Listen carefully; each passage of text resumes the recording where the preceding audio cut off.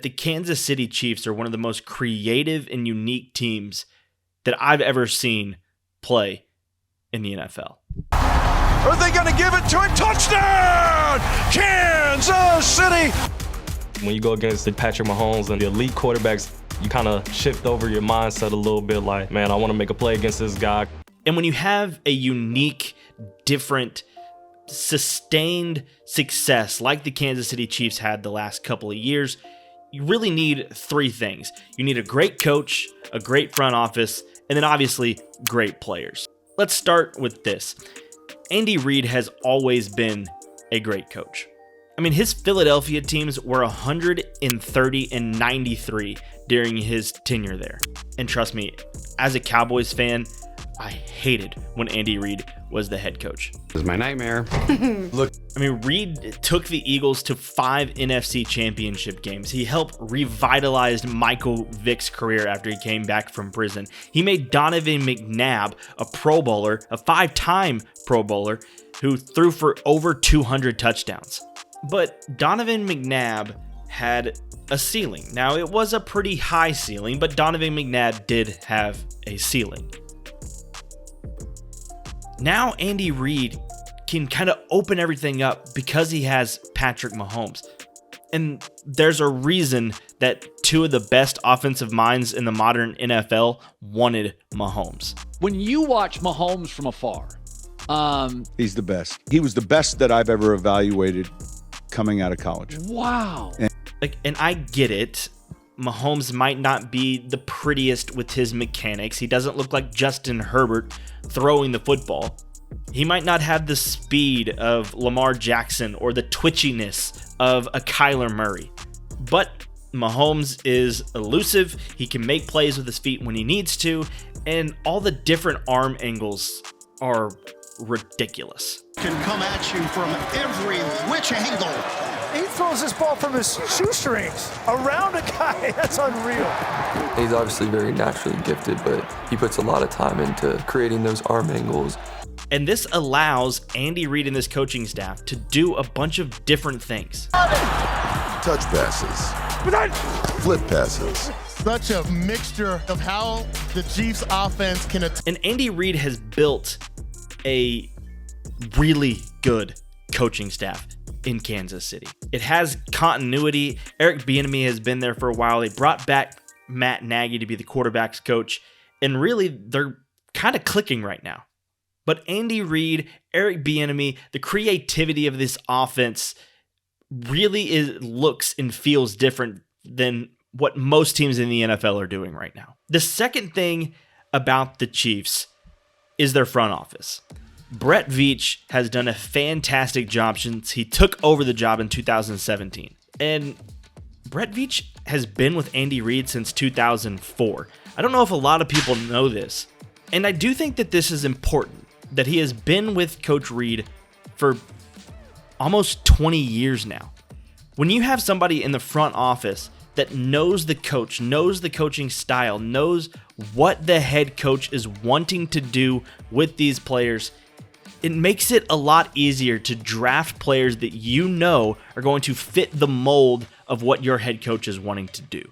I mean, before Brett Veach got the job as the general manager, he was the one that was telling Andy Reid about Mahomes when Mahomes was a freshman at Texas Tech. Not even when he was on the national stage before he was being drafted. He was telling him about it when he was a freshman. And look, Brett Veach has done a good job of getting everyday starters and some late round picks. And look, I know that there are going to be some that are upset about the Tyreek Hill situation.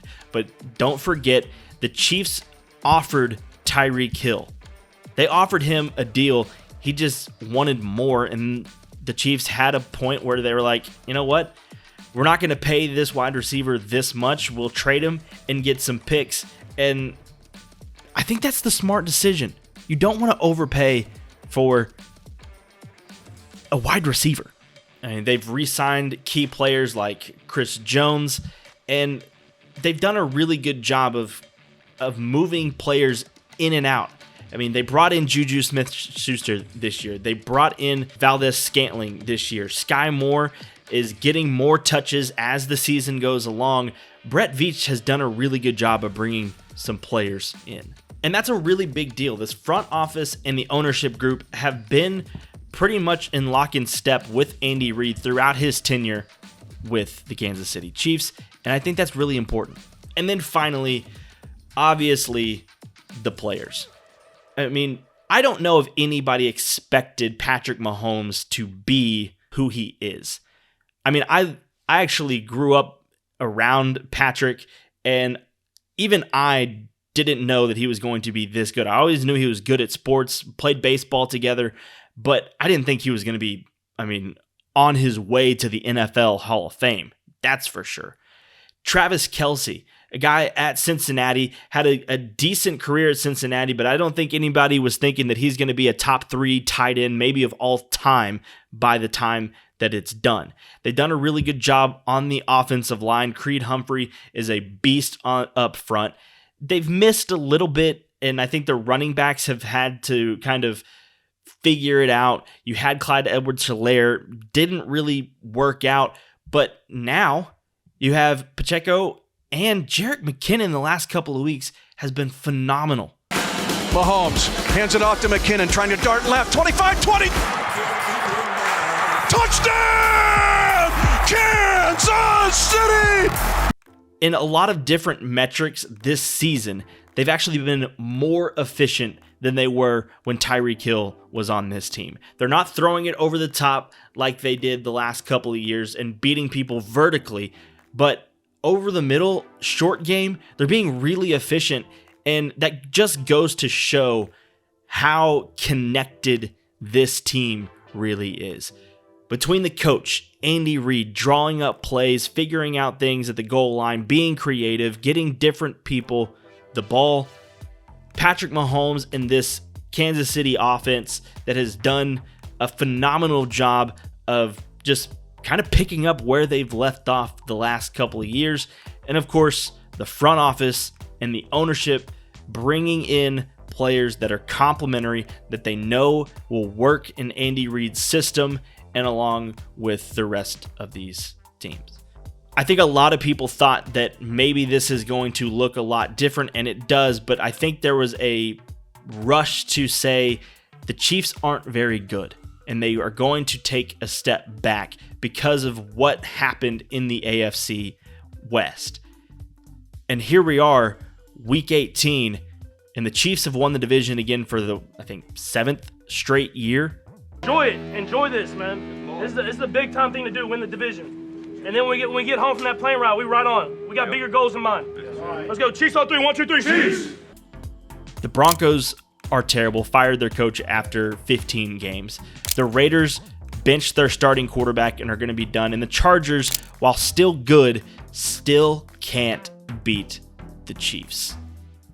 And this Chiefs squad, going into the AFC playoffs, is a team that can absolutely make the Super Bowl and win the Super Bowl coming up in a few weeks. I don't really do this at the end of these videos, but if you're new here, like the video, be sure to subscribe. A lot more content like this coming out. I'm working on a couple of things about NIL, Dan Snyder, some bigger projects. So, hey, if you're here, why don't you hit that subscribe button down below? See you in the next video.